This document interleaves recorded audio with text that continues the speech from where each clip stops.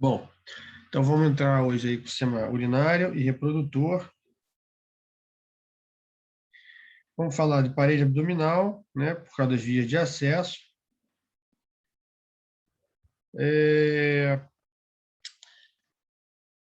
A gente tem aí as vias de acesso, as laparotomias, né, que são pelo flanco, embora muita gente chame laparotomia com acesso mesmo pela linha média, é o hábito. E então a gente precisa saber a anatomia da parede abdominal, as indicações cirúrgicas quando operar. Não vamos falar de patologia, só vamos falar de técnica, né? Patologia fica para o semestre que vem. Os materiais mais adequados, tipo de sutura, tipo de ponto, número de fio, tipo de fio, e as complicações que a gente pode encontrar em relação às técnicas utilizadas.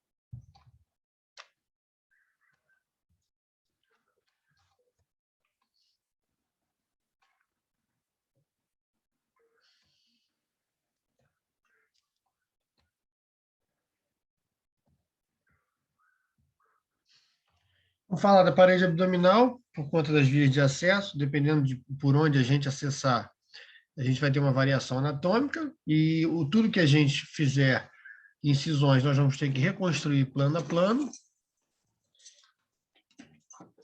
A anatomia, né, do sistema urinário e a anatomia do sistema genital masculino e feminino.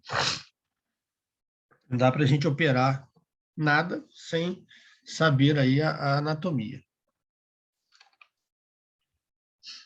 Então, vamos falar primeiro dos planos anatômicos, né, as vias de acesso cirúrgico. Bom, como a gente sabe, as vias elas são divididas em epigástrica, mesogástrica e hipogástrica, né? Região abdominal cranial, abdominal média ou abdominal caudal. Então, dependendo do órgão que a gente vai acessar, a gente vai ter que escolher qual a via de acesso cirúrgica para a gente ter o menor trauma possível, né? Por exemplo, se eu vou operar a bexiga está aí na região ali pública, inguinal, né? Então, a região hipogástrica. Não preciso fazer uma incisão maior do que isso. Então, a gente precisa entender aonde que está cada órgão para a gente abrir exatamente em cima ou o mais próximo possível do órgão que a gente vai fazer o procedimento cirúrgico. Bom, então tem uma visão panorâmica da cavidade abdominal, né? A gente tem aí, começando o sistema urinário, os rins, né? Aí tem o ureter, que desemboca na bexiga. Caudalmente, a cada rim, eu tenho o ligamento suspensório prendendo o ovário, fixando o ovário ao rim, né? Então, o rim, caudalmente a ele, a gente encontra os ovários. Então, é uma forma de nós acharmos aí que posição os ovários se encontram, né? Sempre caudal ao rim. Aí a gente tem a vascularização do ovário, ela vem direto, né, do ramo da aorta, né? A aorta abdominal vai da ovariana. Por isso que o sangramento, quando a gente perde uma ovariana, ele é bastante intenso. E o retorno venoso vai para a cava, tá? O retorno venoso vai para a cava. Agora, existem algumas variações anatômicas no ponto de vista de retorno venoso, tá? Ó, a ovariana aqui desembocando na renal, tá? O rim, ele é vascularizado pela artéria renal, que é de ramo direto da aorta, e retorno venoso cava, tá?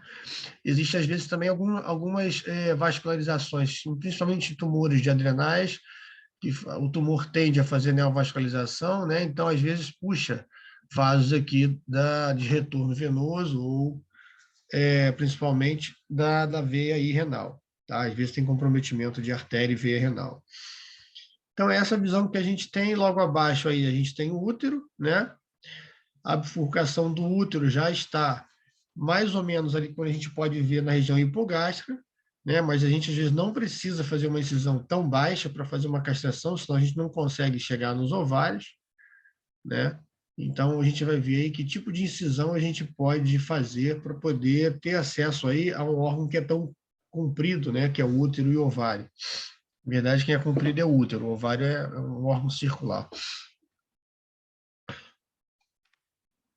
A gente vai ver depois a anatomia de cada um deles especificamente, a gente vai discutir mais sobre isso, que tem mais coisas para falar. Bom, então as indicações mais frequentes para uma celiotomia, né, que é uma abertura vamos falar de sistema urinário, tá? Então, ó, caninos, ovário salpingo, esterectomia, tá? A gente pode fazer aí a celiotomia, pode fazer castração pelo flanco. Essa semana uma aluna me perguntou, já, quer dizer, ex-aluna, hoje é colega, qual é a indicação, né, da cirurgia, de fazer uma castração pelo flanco. E aí eu falei para ela, lembra a aula de vias de acesso? A aula de vias de acesso, a gente fala disso. Como é que a gente escolhe uma via de acesso?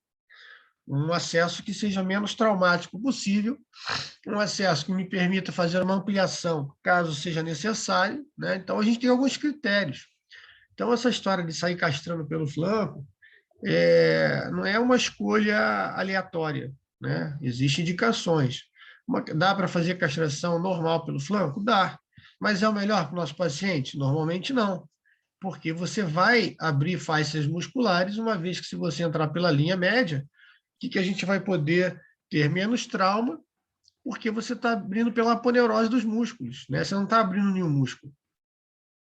Então, a gente tem aí as indicações, mas a gente não vai escolher ou ficar inventando moda. A gente tem um critério para escolher. Cesariana, aí sim, animais que têm uma ninhada muito grande, cachorros que têm uma gestação com aquele abdômen gigantesco, um labrador, por exemplo, que às vezes dá 8, 10 filhotes, a gente às vezes não pode colocar esse peso todo diretamente aí nos grandes vasos, né? Imagina aí um peso de 10 filhotes aí comprimindo a vascularização, quando a gente bota o animal na posição de decúbito do dorsal para fazer a cirurgia. Então, às vezes, é preciso fazer pelo flanco. Outra indicação seria aí uma indicação mais gata, né? Porque tem menor espaço, felinos.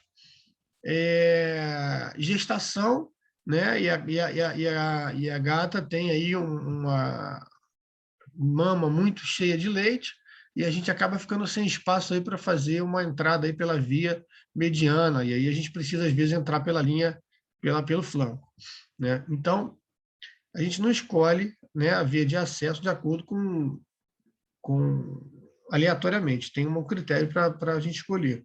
Então, tem cistotomia, a gente tem que mais? Nefrotomia, retirada de cálculos, a gente tem uretrotomia, que é a abertura da uretra, tanto ureter, a gente tem prostatectomia. Então, a gente tem diversos tipos de cirurgia que a gente comete aí o sistema urinário e reprodutor. A gente também tem as cirurgias eletivas e as cirurgias programadas ou até mesmo as cirurgias de emergência, né? Casos de piometra, casos de obstruções, né? A gente precisa abrir rápido, porque senão causa maior lesão, vai acabar lesando o rim, né? Ou perdendo esse rim. Então, tem diversos tipos aí de condutas que a gente deve explorar aí para as cirurgias de sistema reprodutor e urinário. Bom, então vamos falar de parede abdominal, né? Bom, quando a gente tem abertura pelo flanco, né, a gente tem aí diversos tipos de espaço para a gente trabalhar.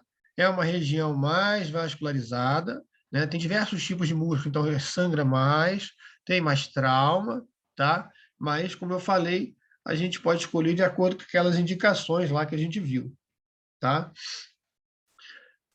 Na linha média, né, a gente tem aí, a gente pode fazer a A e a B, né, que são, desculpa, hipogástrica, né, e mesogástrica. A gente, às vezes, pode acessar a epigástrica, sim, quando a gente está trabalhando com o rim, tá? Por quê? Porque o rim aí, ele é o quê? Ele fica logo... Na verdade, ele ficaria... Deixa eu ver se tem aqui a outra... Aqui, ó. Ele ficaria na região epi e mesogástrica, né? Então, a gente vai ter que fazer uma incisão nessas duas regiões, né? Para a gente ter uma melhor visualização desse órgão. E aí a gente tem aí em grandes animais diversos tipos, né? Paracostal, oblíqua e paramediana. Bom, a gente já falou aqui que, né, é a C. A paramediana, a gente não utiliza muito, né? A não ser que tenha alguma coisa na linha alba que impeça fazer aí a entrada ou o acesso da cavidade abdominal, porque é muito mais traumático. A gente está abrindo aí as faixas musculares, depois a gente vai ter que reconstruir tudo. E quais são os músculos que são envolvidos aí no músculo que sustentam a cavidade abdominal, né?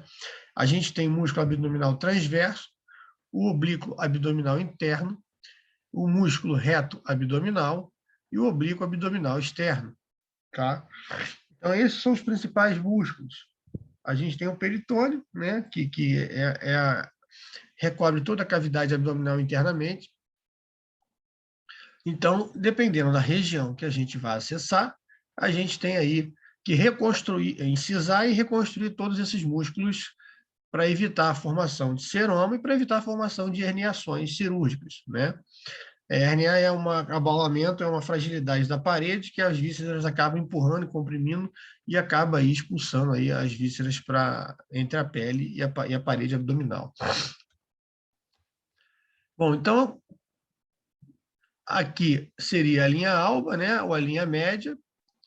Então, a gente está vendo que não tem nenhum músculo importante, consequentemente, é uma aponeurose, não tem tantos vasos, tanta preocupação, então muito menos traumático. Então, o que é o melhor acesso? Preferir sempre quando a gente tem aí um acesso pela linha média, é muito menos traumático para os nossos pacientes. Então, vamos falar da anatomia de cada um deles. Bom, aqui, anatomia, vamos falar da anatomia do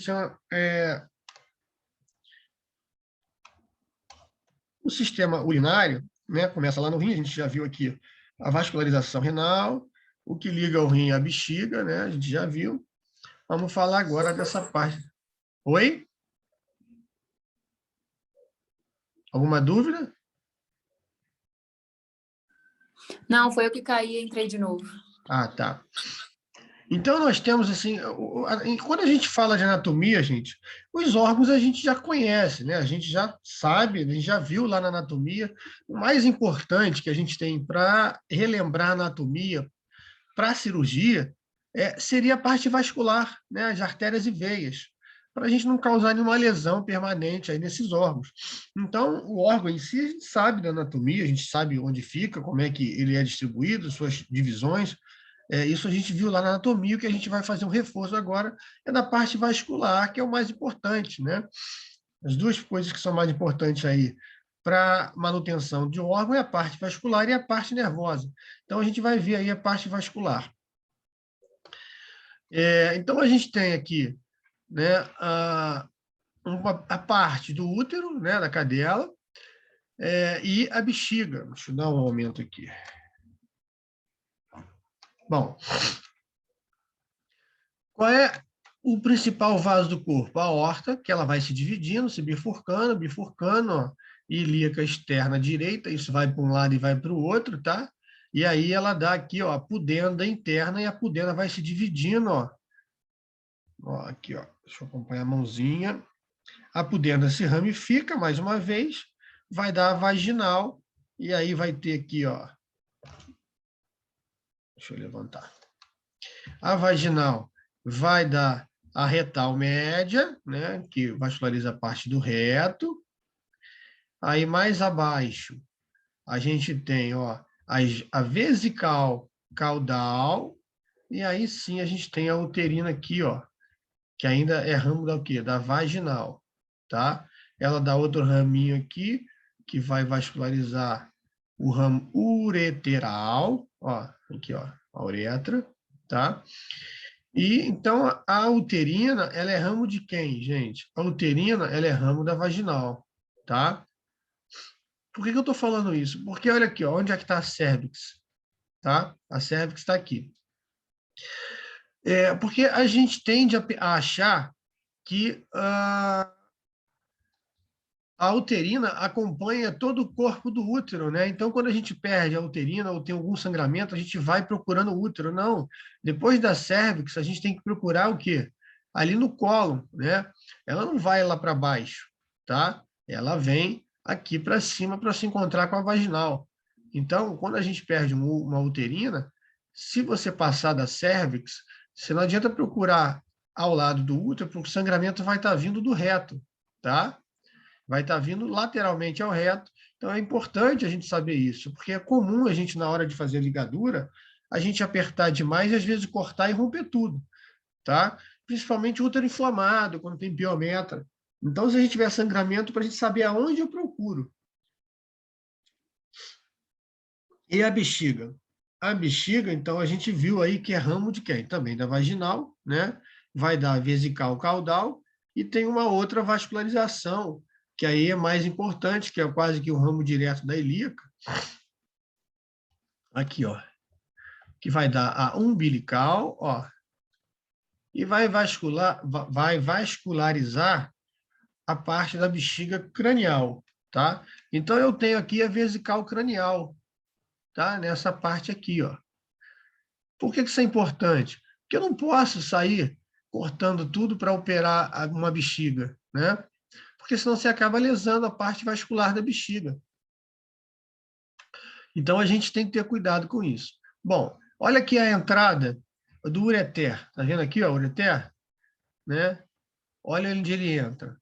Bem próximo aqui, né, a cérvix. Normalmente, gente, a gente faz castração logo acima da cérvix, tá? A gente faz a retirada do útero, fazendo a ligadura, a gente faz um ponto aqui, amarra esse tecido todo, mais ou menos nessa altura. Eu, particularmente, eu não gosto. Eu gosto de fazer, vou dizer por quê, mais abaixo da bifurcação. Tá? Assim que acabou a bifurcação uterina, que o U da cadela e da gata é em Y, né? Então, a gente faz mais acima. Por que você faz mais acima, professor? Porque, pensa bem, se eu fizer aqui, ó, eu tenho toda uma vascularização, né, uma ramificação de vasos importantes para todo o aparelho reprodutor e urinário, né, baixo e o reprodutor. O urinário baixo, o urinário alto é rim, tá, gente? O urinário baixo é bexiga e ureter. Uretra, desculpa, ureter é a parte do alto. Então, se você tiver alguma aderência, alguma fibrose, ou uma reação do animal ao fio que você está usando, você tem risco de comprometer todos esses órgãos aqui embaixo. Né? Em relação a fazer mais em cima, né? Aí as pessoas perguntam, professor, isso não pode dar piometra de coto? Não, não pode dar piometra de coto, a não ser que o animal já tenha um quadro infeccioso uterino, né? Que é uma piometra, e você deixar esse coto, sim, aí vai dar piometra. Ou, se você deixar o ovário remanescente, vai ter um pedaço de útero maior ali para poder fazer um quadro de piometra. Então, a gente só tem que observar essas duas coisas. Tá? Se ele já tem algum processo infeccioso nessa região, um quadro de piometra inicial, né?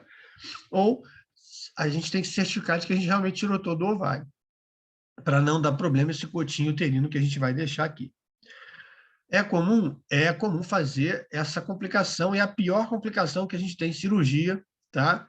Por quê? Porque para desfazer uma aderência, adere ao reto, adere à bexiga, né? E pode comprometer esses vasos dessa região toda. Então, ao desfazer uma aderência para tirar esse granuloma, que às vezes forma aqui por uma reação individual do animal ao fio, ou por contaminação, a maioria dos granulomas, eles são observados por conta de má conduta nos métodos de asepsia e antisepsia. Muita gente faz aí castração com nylon, a gente vai ver qual é o fio adequado. Não é o fio mais adequado, porque é um fio mais inerte, que causa menos reação. Porém, se você contaminar esse fio, a contaminação vai ficar ali e vai formar um piogranuloma, tá? Então, acho que a anatomia a gente viu toda.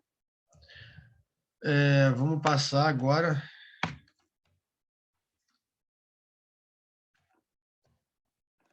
para a anatomia do macho, tá?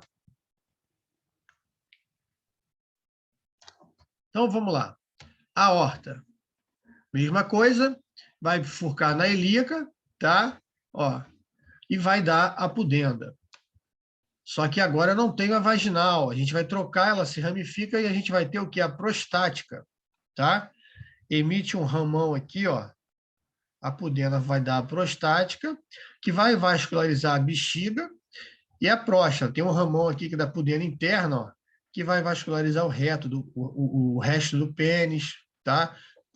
Parte da uretra. Então, a gente tem aí uma já divergência, uma diferença aí, que é ramo direto da pudenda interna, que vai vascularizar o resto do sistema reprodutor e urinário masculino. Então, aqui, ó, deixa eu subir aqui. Eu tenho aqui, da onde vem os ramos vesicais caudal? Vem da prostática. A prostática se bifurca lá em cima, logo depois da pudenda interna. Ó, pudenda interna vai dar a prostática, e da prostática, tá? Ó, sai as vesicais, tá? Caudais, porque a cranial continua vindo da umbilical, tá? E aí, isso entra dos dois lados, tá, gente? A gente está falando de um lado só, tá vendo uma imagem assim, a gente entra dos dois lados, tá? Então, eu tenho aí a prostática aqui, ó, vascularizando toda a próstata. Isso é importante para a gente saber, quando for fazer uma remoção de próstata, né? A gente tem que ligar todos esses vasos, né? A próstata, que são ramos da pudenda, né? E da retal média, né? A prostática também tem ramos da retal média, ó. Então, a gente tem que ligar esses vasos sem comprometer outro órgão, tá?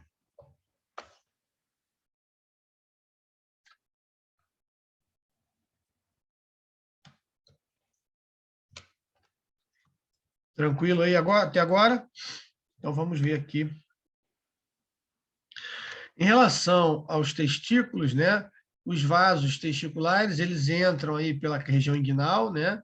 E o epidídimo, eles dão a volta lá na frente da bexiga e se inserem na próstata. A gente vai ver isso já já, tá? Isso é importante? Quando a gente está fazendo uma castração, em vez da gente cortar bem, fica bem amplo, né? Esse segmento vasculexo, que é o plexo suprampeniforme, né? Composto de artéria e veia testicular e ducto epidídimo. Isso aqui fica bem grande. Então, quanto mais você ligar perto do testículo, menor o risco desse segmento entrar para a cavidade abdominal. Se você perder esse vaso, ligar ele muito abaixo, o risco de ele entrar para a cavidade abdominal é grande, e você, por uma castração de macho, que é uma coisa simples, você vai ter que abrir uma cavidade abdominal. Então, a gente faz uma ligadura, né, desses vasos bem próximo ao testículo, deixando realmente um cordão enorme ali para ter uma fibrose. Bom, vamos lá aqui ver o sistema reprodutor da fêmea e o que a gente faz. Como é que a gente faz a castração? Em que lugares que a gente vai fazer a intervenção?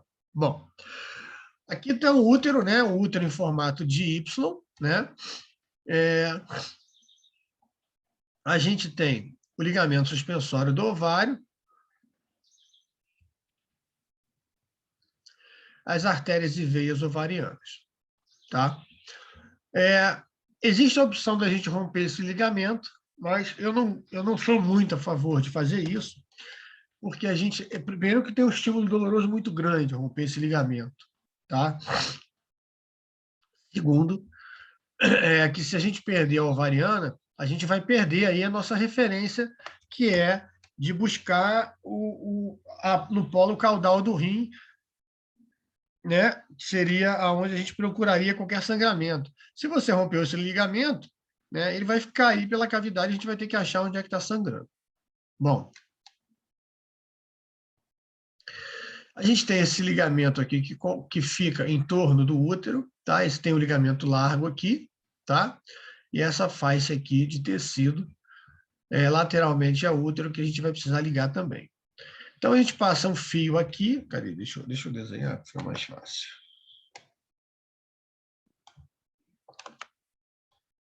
Então, a gente vai fazer uma ligadura aqui, ó. Outra ligadura aqui, tá? Normalmente, a gente faz uma ligadura dupla, tá? Faz uma barriguinha, porque a gente tem uma artéria aqui, né? A artéria ovariana, e a artéria pulsa. Então, para não expulsar a minha amarradura, a gente faz duas ligaduras, uma em cima e uma embaixo, porque se ficar pressionando de baixo, vai formar uma barriguinha aqui, e eu não consigo vencer essa pressão dessa barriguinha. Então, é mais seguro, tá? fazer uma ligadura dupla. Professor, como é que você faz? Qual é o fio que você usa? Eu tenho uma regra, tá? Claro que essa regra ela vai ser, não é fixa, ela é variável. Eu uso fios 2 zeros para cadelas até 5 quilos e fio zero para cadela de 5 em diante, tá? Para fazer essas amarraduras, essas ligaduras. E depois você vai fazer aqui embaixo. Cadê meu fio? Ó? Aí você vem aqui, ó, você vai ligar todo esse ligamento bem próximo aqui ao útero, tá? Você vai amarrar isso tudo aqui, tá? Você vai abrir uma janela aqui.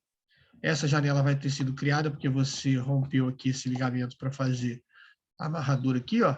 Então, você vai amarrar tudo aqui. Isso aqui é vascularizado, tá, gente? Não tem imagem, não tem nome, porque esses vasos não têm nome. Então, a gente vai... Mas sangra, são pequenos capilares. Eu ensino a vocês a ligar, por quê?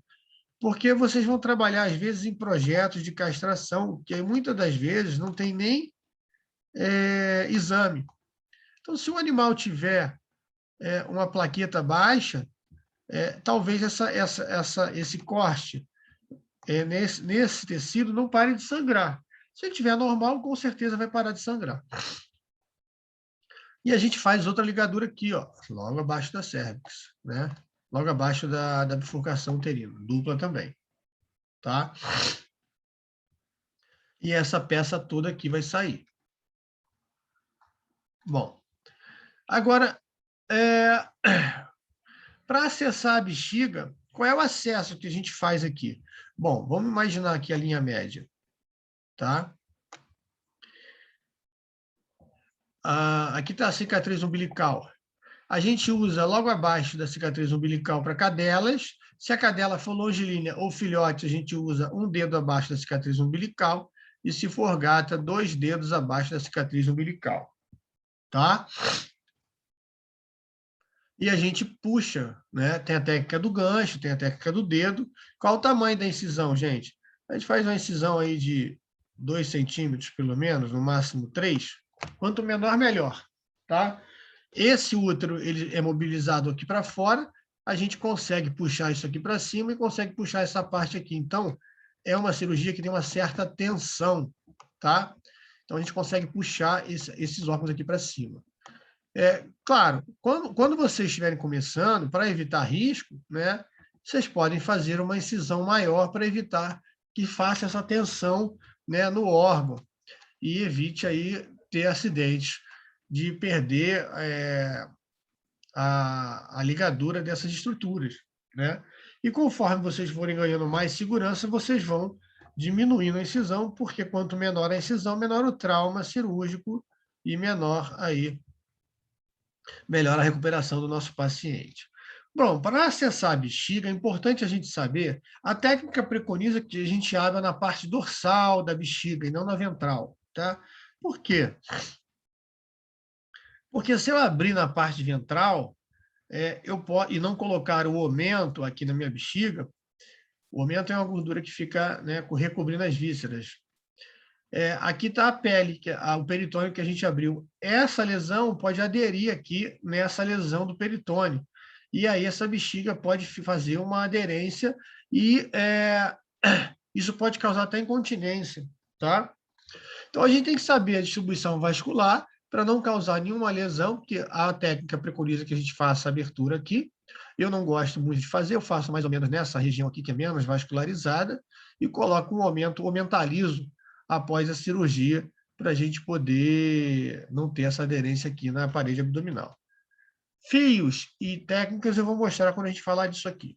Bom, o testículo, como eu falei, né, tem esse cordão todo. Olha aqui, o livro está, né, recomendando fazer uma ligadura dupla, né, bem lá embaixo. Eu prefiro fazer mais em cima, tá, gente? Porque aquela história que eu falei, se você perder essa ligadura aqui, isso aqui pode acabar entrando por cavidade abdominal e não adianta você abrir por aqui que você não vai conseguir parar o sangramento, tá?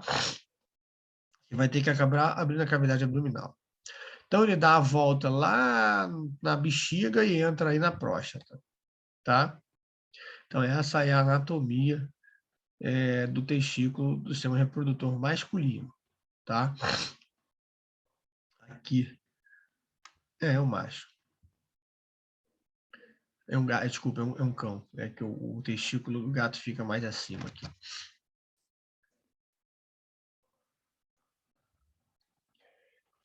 A próstata, né? A gente vai ver como é que faz a prostatectomia, mas basicamente é você passar uma sonda e vai tirar essas duas partes, e está resolvida a cirurgia e une a bexiga à uretra. Aqui a gente já viu, né? Já vimos aí a anatomia do sistema urinário.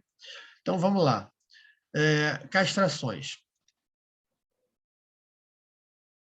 Castração, a gente tem. Quais são as indicações para fazer a castração?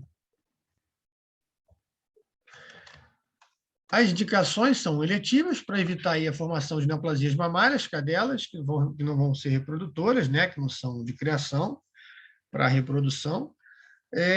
A gente tem neoplasias uterinas e a gente tem os quadros de hemometra, piometra e hidrometra. Tá? Então, essas são as indicações para fazer. Uma OSH que a gente chama. O que é OSH? Ovário salpingo esterectomia. Como a gente viu, a gente pode fazer a castração pelo flanco ou a gente pode fazer a castração pela linha média. Na linha média, abaixo da cicatriz umbilical, na região mesogástrica. A gente só vai fazer aí uma castração pelo flanco quando tiver as indicações que eu já mencionei anteriormente. Então, se uma cadela for longilínea, a gente vai fazer aí um dedo abaixo do umbigo, até 2 dedos abaixo do umbigo, dependendo do tamanho dessa cadela. Se a cadela for normal, a gente vai fazer logo abaixo do umbigo. Agora, se for gata, né, a gente vai fazer 2 dedos abaixo do umbigo, tá? Sempre na linha mesogástrica, linha mediana. Bom, outra coisa importante, já que a gente está falando das vias de acesso, é a classificação dessas feridas. Né? Qual é a classificação de uma cirurgia, de uma OSH eletiva?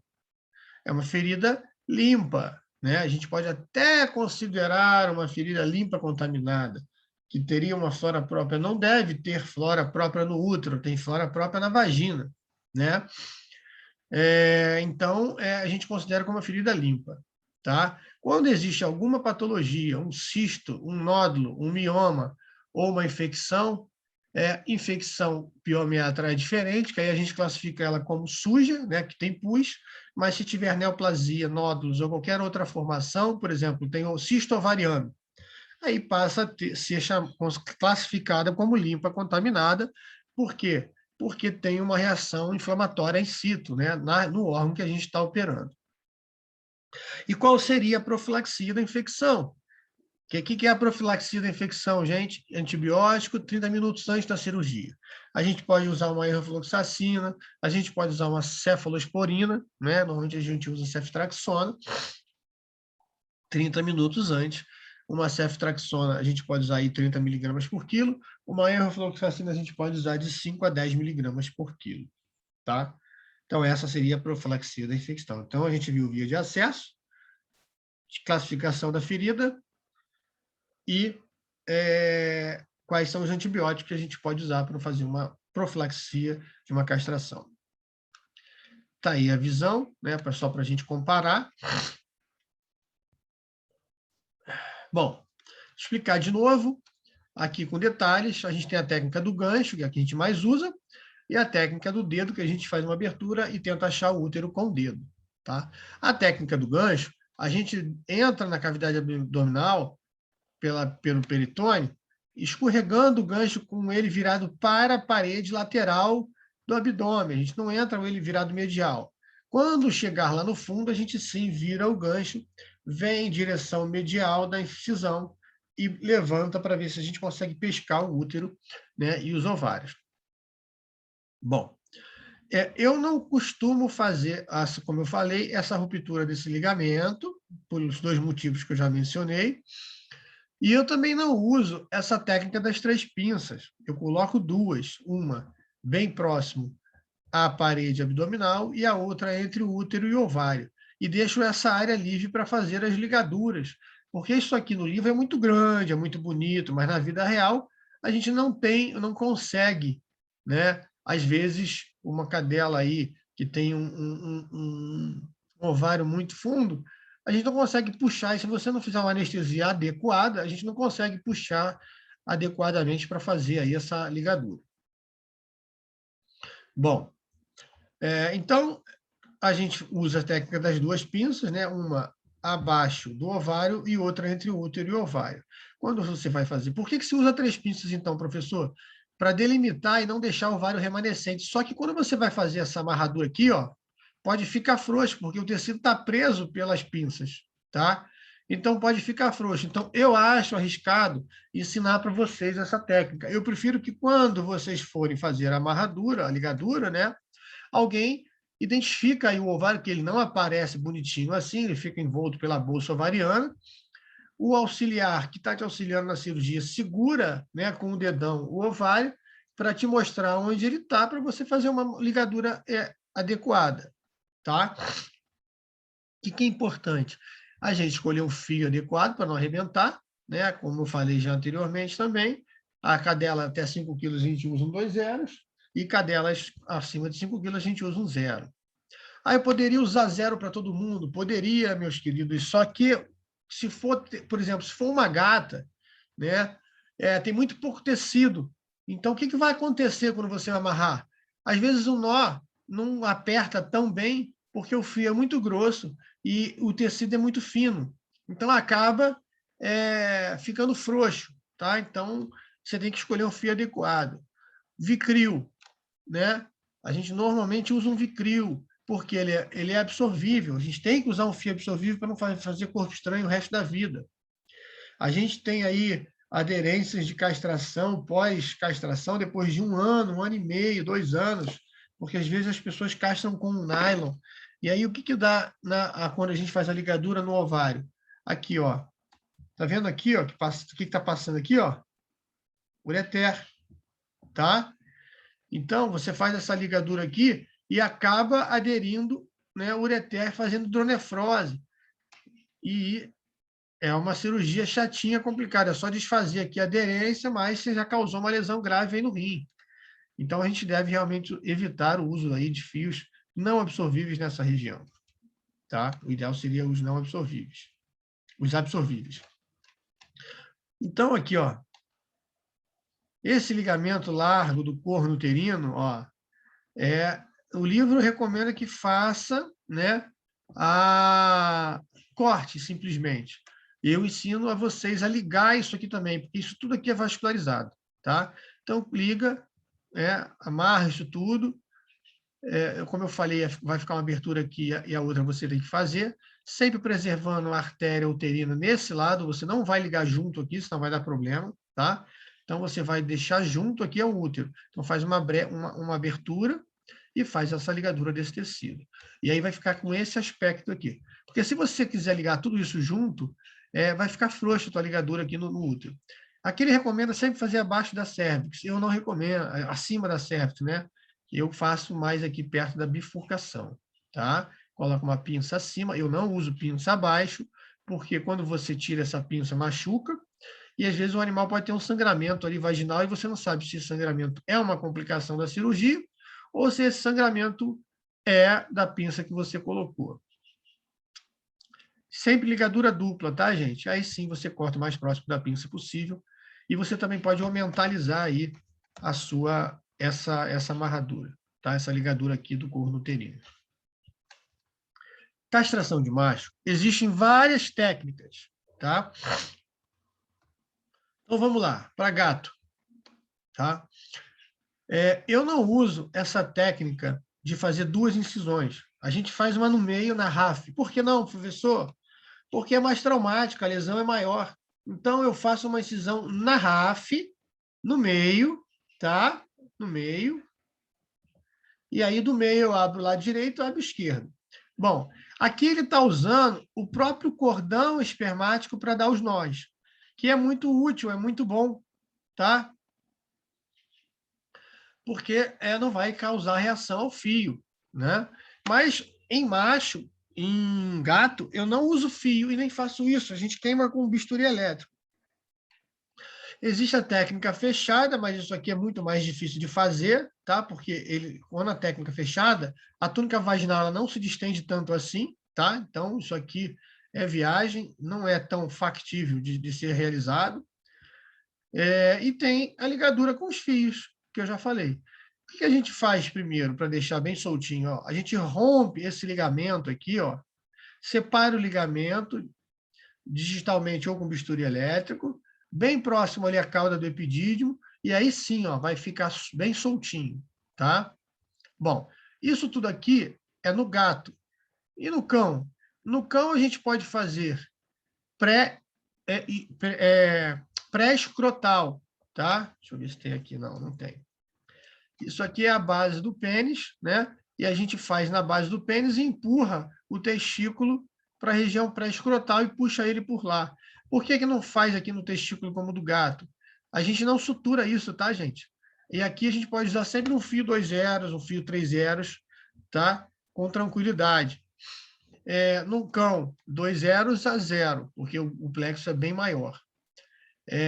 Então, faz pré-escrotal, e esse buraco aqui a gente não fecha, tá? Por que não fecha? Porque se fechar vai dar um edema enorme, ficar com um sacão, não vai ter por onde sair a secreção, que é o seroma.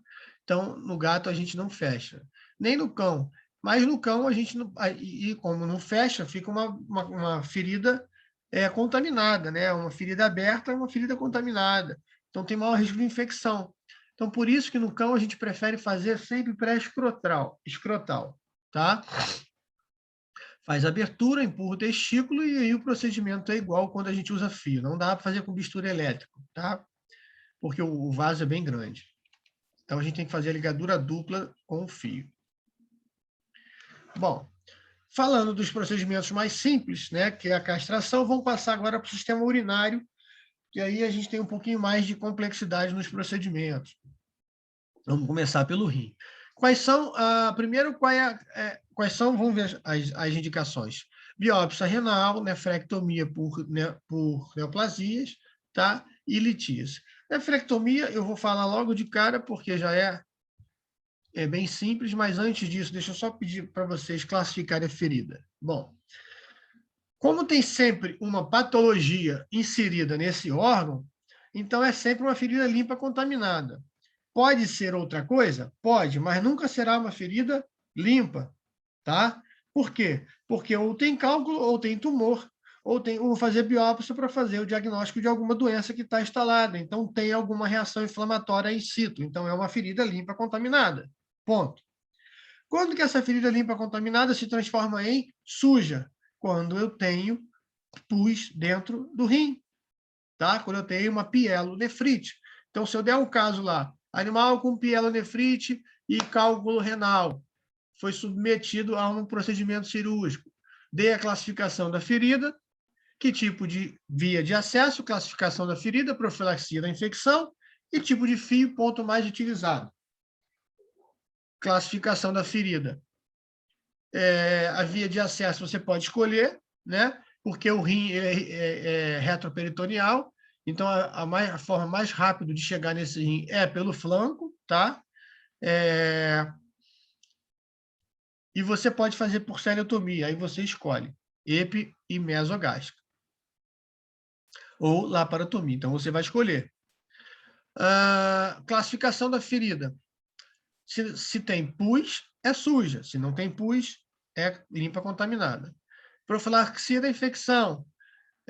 Ceftriaxona ou enrofloxacina. São os antibióticos mais utilizados para a urinária. Posso dar amoxicilina clavulanato? Pode, mas normalmente a gente não usa amoxicilina clavulanato para pré-operatório, para profilaxia da infecção. Tem maior risco de fazer vômito, tem maior risco de fazer reação, então a gente não costuma usar. Tipo de fio. Eu vou fazer abertura no rim, é o tipo de fio. Aí o ideal, gente, é a gente usar um monocril, tá? Por quê? Porque o Vicryl, ele é multifilamentar. Ele sendo estruturar rim não é uma coisa fácil, tá? Você tem que estruturar a cápsula renal para não rasgar. E o multifilamentar, o coeficiente de atrito do multifilamentar é maior do que do mono. Então, a gente dá a preferência de usar o monofilamentar com agulha sem ser cortante, aquela agulha cilíndrica. Tá? E que tipo de ponto? O primeiro ponto é uma sutura contínua. Tá? A gente não abre rim simplesmente, a gente tem que fazer um clampeamento da artéria veia renal para evitar o sangramento. Então, a gente usa uma pinça Bulldog, que é de hemostasia temporária, tá? É um clamp vascular. Pinçou, trabalhou, tirou o cálculo, né? E aí faz a sutura. Primeira sutura, um ponto contínuo. Tira as pinças, primeiro sempre a da veia e depois a artéria, para não sobrecarregar a sua sutura.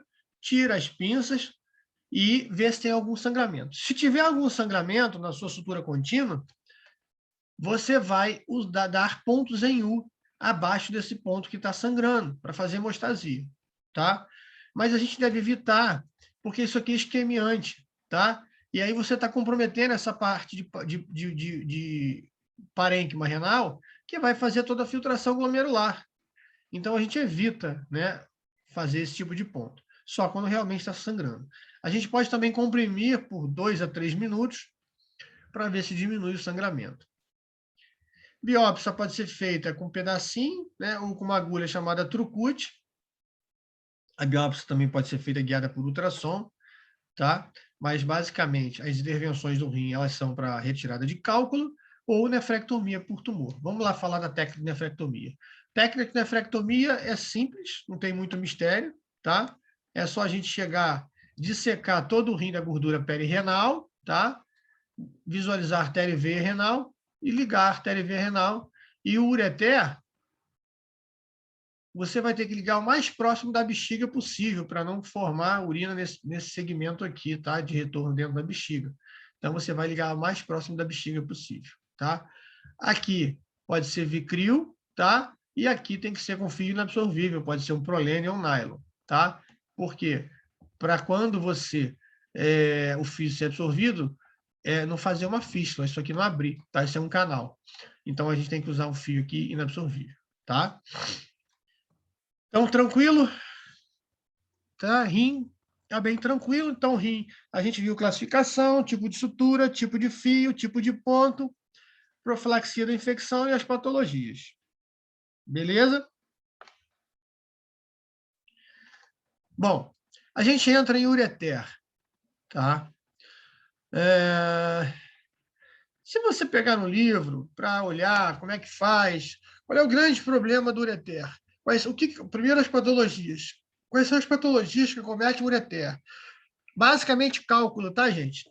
É obstruções por cálculos que descem do rim e vão obstruir o ureter, porque é uma estrutura muito pequena e muito fina. Bom, tem 3 técnicas de resolver isso. Uma é abrindo, né, e suturando. Tirando o cálculo e sutura. Bom, o fio mais indicado é um monofilamentar absorvível, tá?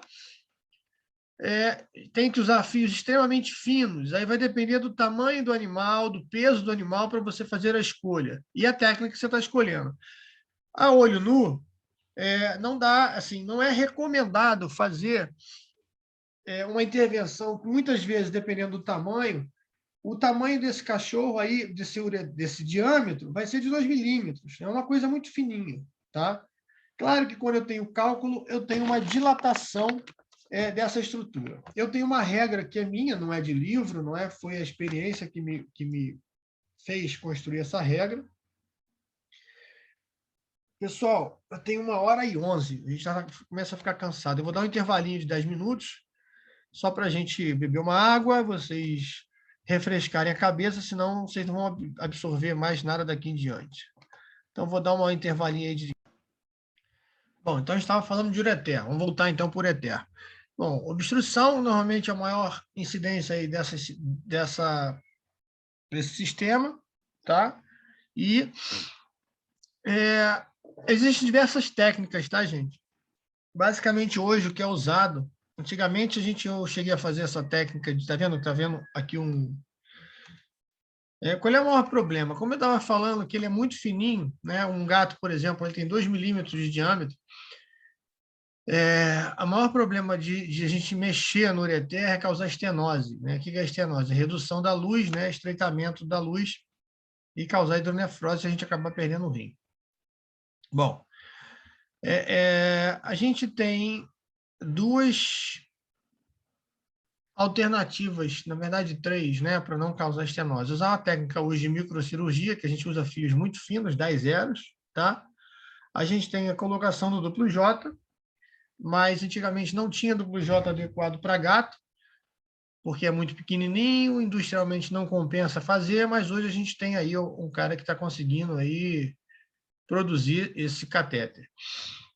E antigamente a gente colocava uma sonda pelo rim, passando pelo ureter, para evitar, e suturava, para evitar a estenose. Tá? Então, essa sonda servia de base. Né? Hoje a gente tem duplo J, a gente não precisa fazer mais isso. Então, como é que a gente faz? Abre, né? Abre, em cima do cálculo, retira o cálculo, faz a sutura, ponto separado, simples. Pode fazer no mesmo sentido da ferida ou fazer o inverso para aumentar o diâmetro e reduzir a estenose. Tá? Então, essas são as duas formas de fazer a sutura. Com que fio? Monofilamentar absorvível, tá? De preferência. Normalmente, a gente, sem microscópio, usa fios 6 zeros, 5 zeros. A gente usa microscópio, até lupa a gente usa normalmente, tá? Eu estava falando que eu tenho uma regra minha, tá? Não é uma regra de livro. Eu só abria ureter quando tiver dilatações maiores do que 4 milímetros, né? Por quê? Porque a chance de estenosar seria menor, tá? Então, eu tinha essa regra minha, não é nada de livro. Aqui vocês estão vendo que estão fazendo ponto contínuo. Pode fazer um ponto contínuo? Pode, não tem problema, tá? Mas o mais usual aí é o ponto separado simples, tá? Então, essas são as intervenções. Bom, não vou explicar a técnica de catéter duplo J, eu acho que isso é muito avançado para vocês.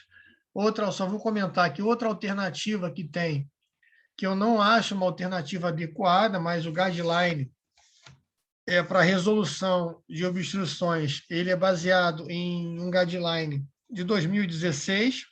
De lá para cá, muita coisa já mudou e não criaram um novo guideline.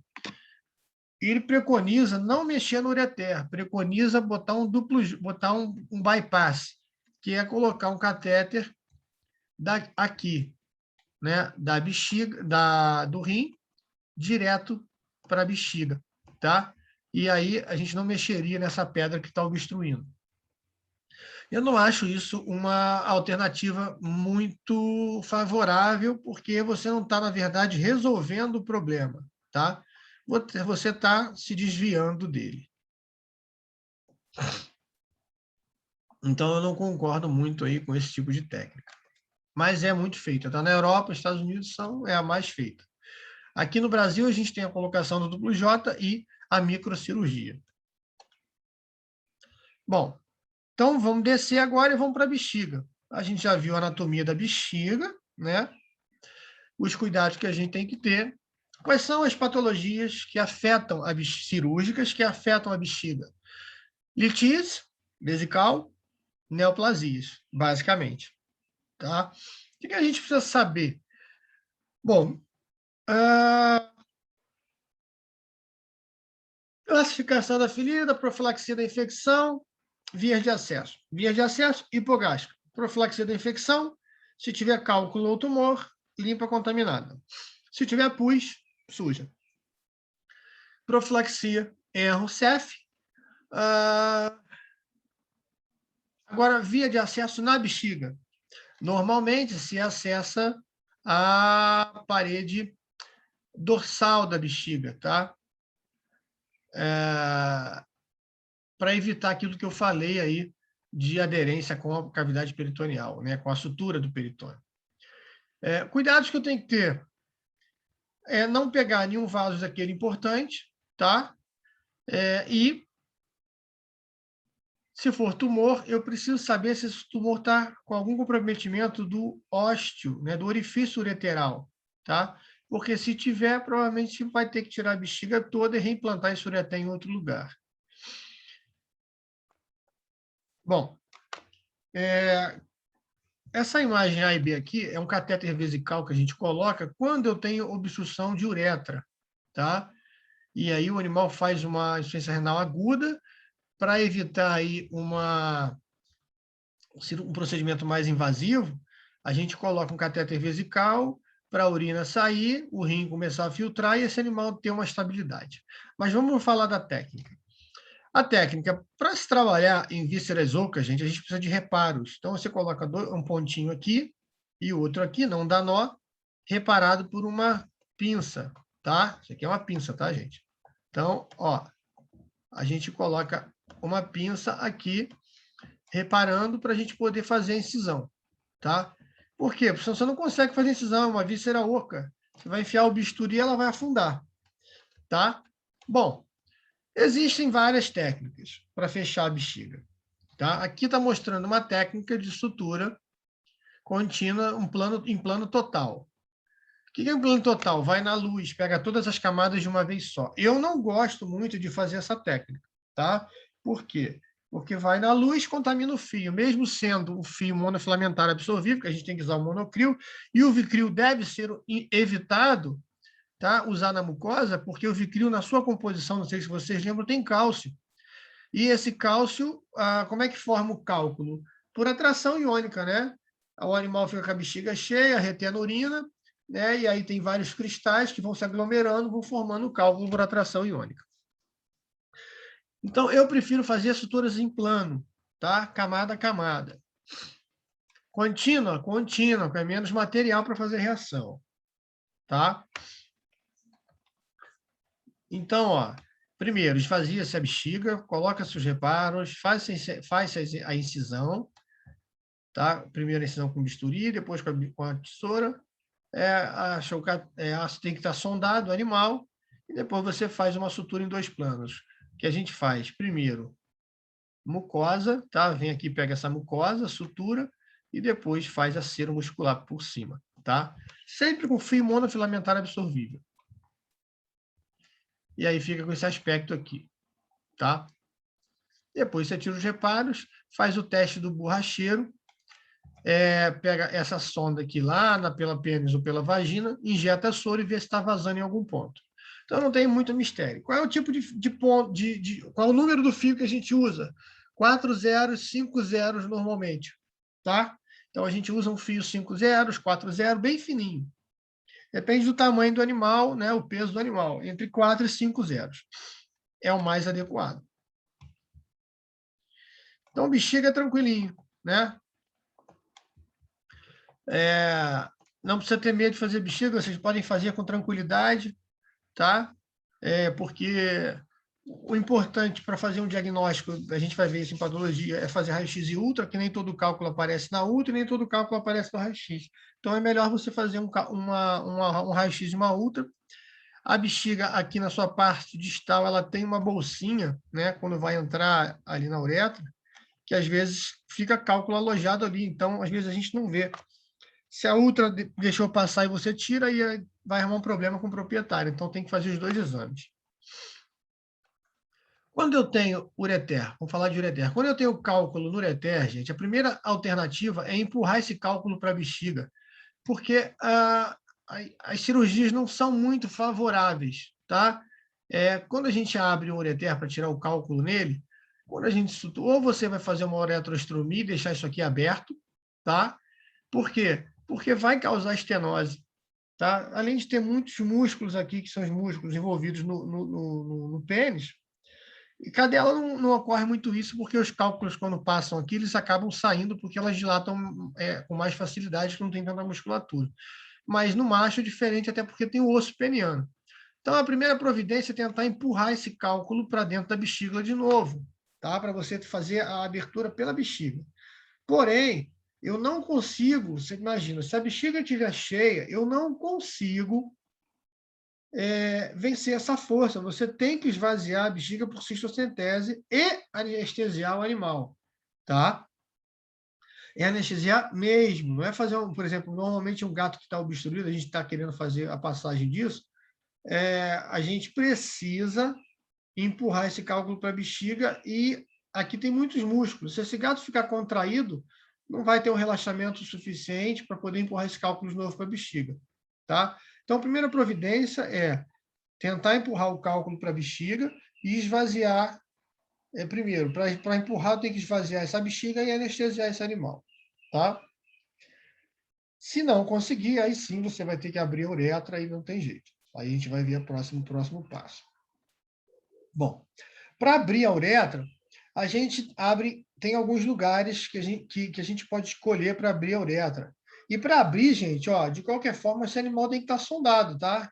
Senão a gente não consegue identificar as estruturas para fazer a abertura adequadamente. Então, eu preciso primeiro escolher aí qual é o meu lugar.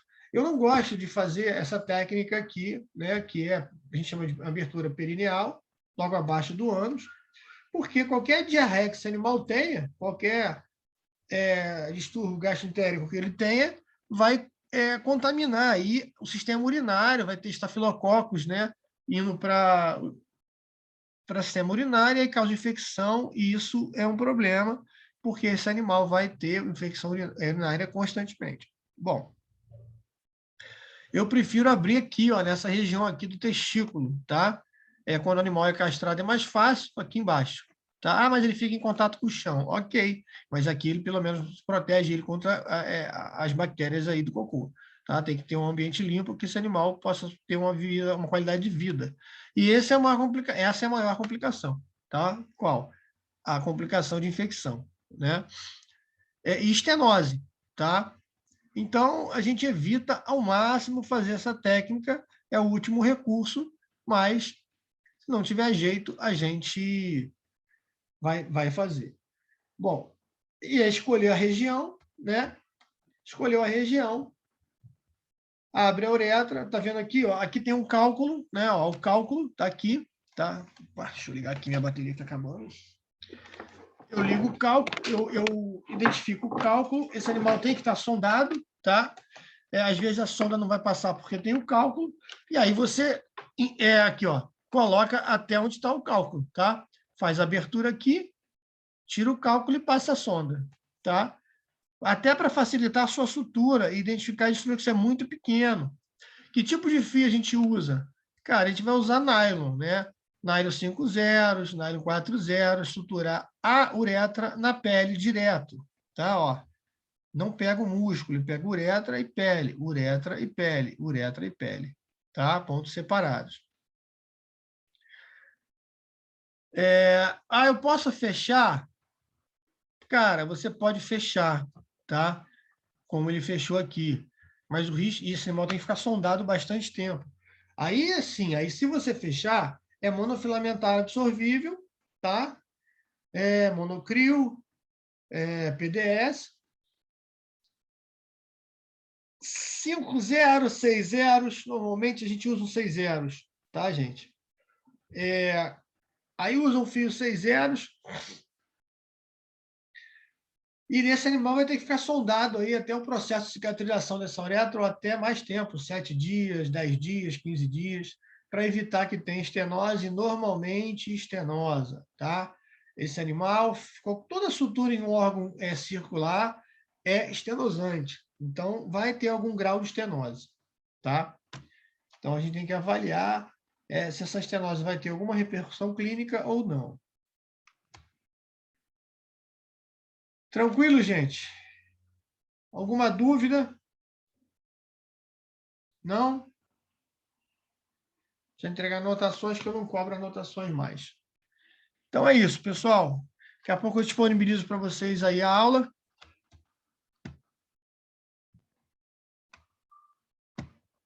Vai estar lá no AVA, em PDF e